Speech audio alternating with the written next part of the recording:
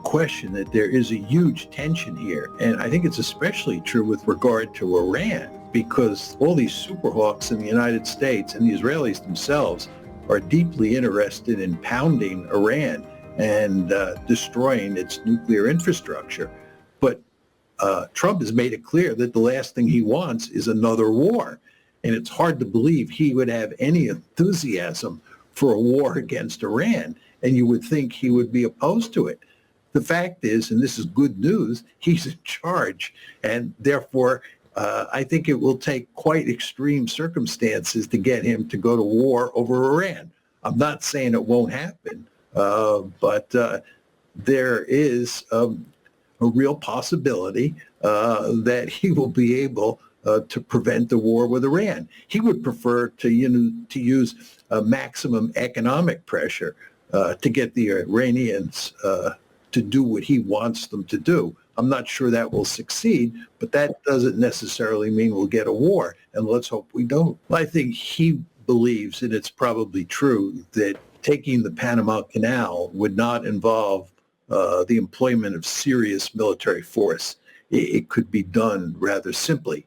I'm not advocating he should do it. In fact, I think his rationale for doing it is nonsense.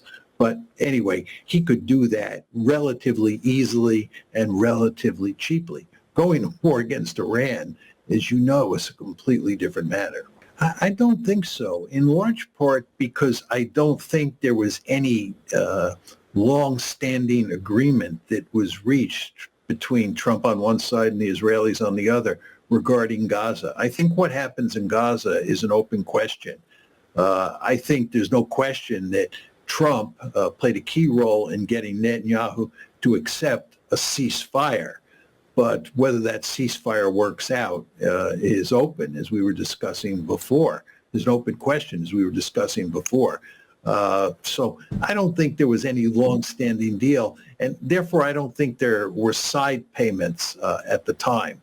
I think that could happen over time. In other words, that Trump could put great pressure on Netanyahu to accept some sort of settlement in Gaza. He accepts it, but the quid pro quo is he's allowed to annex the West Bank and maybe all of the Golan Heights or something like that. I wouldn't be surprised if that happened. Well, the key country here is obviously Saudi Arabia. And what Trump would love to do is he'd like to, have a Abraham Accord that involves Saudi Arabia, Israel, and the United States. And the Saudis have said that they will not agree to that until there is legitimate movement towards a Palestinian state, a viable Palestinian state. Whether or not the Saudis over the long term stick to their guns and insist on Israel creating or moving in a serious way to create a viable Palestinian state remains to be seen. I think it's quite clear that the Saudi elites don't have any special affection for the Palestinians and would probably sell them down the river if they could get a good deal in the process. The problem that the Saudi elites face is that there's huge pressure down below in the population to support the Palestinians. So that's why things are temporarily on hold. But I think the Trump administration thinks, and Netanyahu thinks, they can finesse this issue and come up with some rhetoric that vaguely promises a Palestinian state in the future. And that then is enough to satisfy the Saudi elites, and you get an Abraham Accord. Problem is, Glenn, even if you get an Abraham Accord, it doesn't solve the problem with Hamas. It doesn't solve the problem with Hezbollah. It doesn't solve the problem in the West Bank. It doesn't solve the problem in Syria, and it doesn't solve the Iranian problem. And these are all enormous problems. I think it has been weakened, but not in a really significant way. Losing Syria mattered. There's no question about that, and the Iranians admit that. And I think that Syria was very important because it was a conduit for shipping Iranian arms to Hezbollah. But what happens in the future in Syria and what role Iran plays in Syria remains to be seen. But putting that victory aside for the West and for Israel, uh, Hezbollah is alive and well.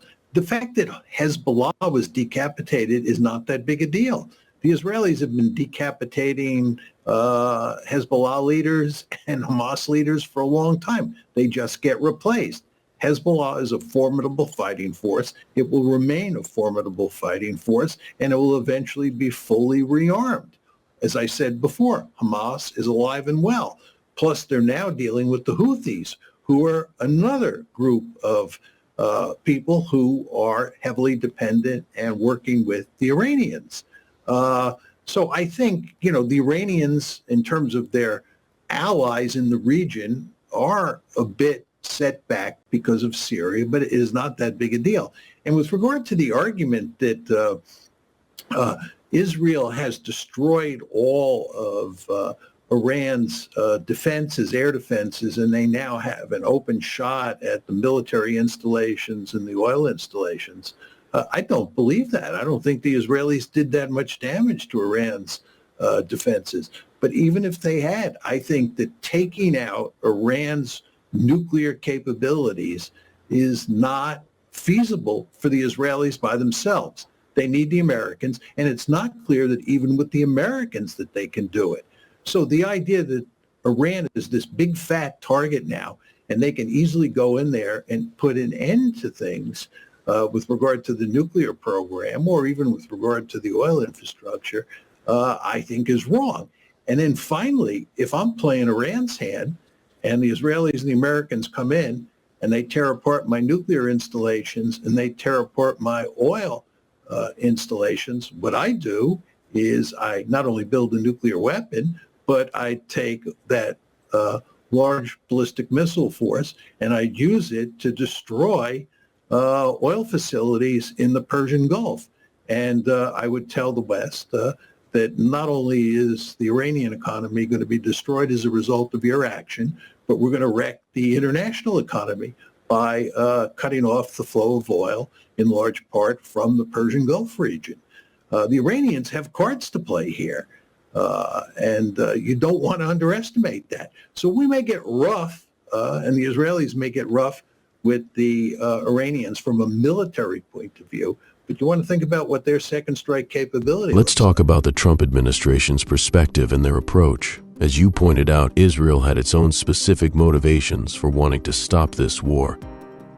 The Israel forces were under immense pressure, and internal debates about the conscription of Orthodox Jews into the military were deeply affecting Israeli society. Prior to October 7th, Israel was facing significant economic problems and was on the brink of a civil war over judicial independence. However, it seems that the Trump administration was highly motivated to end this war before the start of his presidency. Trump, by selecting a special envoy from the New York real estate world, Steve Bannon, who clashed fiercely with Netanyahu and the Israelis, managed to quickly reach an agreement. But the question is, what was Trump's motivation for this agreement? In my opinion, Trump wanted to enter the White House with a ceasefire in Gaza, and it seems that he was interested in maintaining this ceasefire. From the American perspective, continuing this war was not in the national interest, and morally, continuing this conflict or genocide in Gaza was not acceptable. Trump had the opportunity to stop this war before entering the White House, and this action was entirely logical from his point of view. But the big question is whether he can cooperate with Israel to maintain this ceasefire and transform it into some kind of lasting agreement between the Palestinians and Israelis. One of the achievements that Trump was proud of was the Abraham Accords. Trump was very interested in the Gulf rulers, and due to their wealth, there were many business opportunities in the region. Jared Kushner, Trump's son-in-law, also amassed a great deal of wealth through investments from Saudi Arabian wealth funds. Trump's view on doing business with Arab countries like the UAE, Bahrain, Jordan, and especially Saudi Arabia was very clear and aligned with his worldview. It seems that Trump believed that without reducing tensions between Israel and Palestine, these agreements would not be possible. But on the other hand, the Trump administration was filled with individuals who were strongly pro-Israel, and some of them even held the views of the most extreme right-wing factions in Israel. These people believed that the West Bank and Gaza belonged to Israel religiously and divinely. This view contradicted the traditional position of both major American parties in the past decades.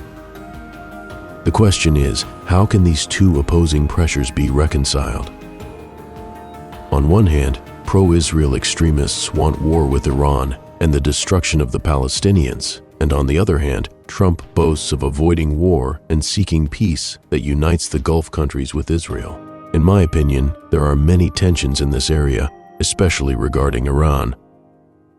Many hawkish politicians in the US and Israel are very interested in attacking Iran and destroying its nuclear infrastructure. But Trump has clearly stated that the last thing he wants is another war. It seems he has no desire to go to war with Iran and would likely oppose such a war. Trump prefers to use maximum economic pressure to force Iran to do his bidding. Although it is not clear whether this strategy will be successful, it does not necessarily mean that war will occur. But the question is, how can this desire of Trump to avoid war be reconciled with his threats to countries like Panama? In cases like Panama, Greenland, and even Canada, Trump has made threats. It seems that he believes he can take over the Panama Canal without using serious military force. But war with Iran is a completely different matter. Iran is a regional power, and any military conflict with it could have serious consequences. Regarding the ceasefire agreement in Gaza, after this agreement, we have seen an increase in the use of Israeli military force in the West Bank. Mearsheimer, one of Trump's biggest financial backers, who spent more than $100 million to help get him elected, wants the annexation of the West Bank by Israel to be recognized. Some key individuals in the Trump administration, such as Elise Stefanik, might also believe that the West Bank belongs to Israel religiously. Is it possible that part of the agreement is that if Israel stops the war in Gaza, it can start the process of annexing the West Bank? In my opinion, there was no such long-term agreement between Trump and Israel. Trump played a key role in convincing Netanyahu to accept the ceasefire, but how this ceasefire will be implemented is still an open question. It is possible that in the future, Trump will put a lot of pressure on Netanyahu to accept an agreement in Gaza, and in return, allow the annexation of the West Bank or even the Golan Heights to Israel. But this action could complicate efforts to normalize relations between Arab countries and Israel. The key country in this regard is Saudi Arabia. Trump is very interested in reaching an Abraham Accord with the participation of Saudi Arabia, Israel, and the US. But Saudi Arabia has stated that it will not agree to such an agreement until serious steps are taken to create a Palestinian state. Although it seems that the Saudi elites do not have a particular interest in the Palestinians and may sacrifice them for a good agreement, the internal pressure in Saudi Arabia to support the Palestinians is very high. But even if the Abraham Accord is achieved, it will not solve the problems related to Hamas, Hezbollah, the West Bank, Syria, and Iran. These are all major problems that require serious solutions. Regarding Iran, in Davos this week, Fareed Zakaria interviewed the Iranian foreign minister. Zakaria insisted that Iran has been severely weakened, especially after the events of the past year. He claimed that Iran's air defense has been severely damaged and Iran has lost its key ally in Syria. Also, Hezbollah has been weakened with the death of Nasrallah, and Hamas has also been harmed. But in my opinion, although Iran has been weakened, this weakening is not enough to consider it a major defeat. Syria was important to Iran because it provided a route for sending weapons to Hezbollah. But the future of Syria and Iran's role in it are still uncertain. Hezbollah is still a powerful military force and will quickly rebuild. Hamas is still active, and Iran is now also cooperating with the Houthis.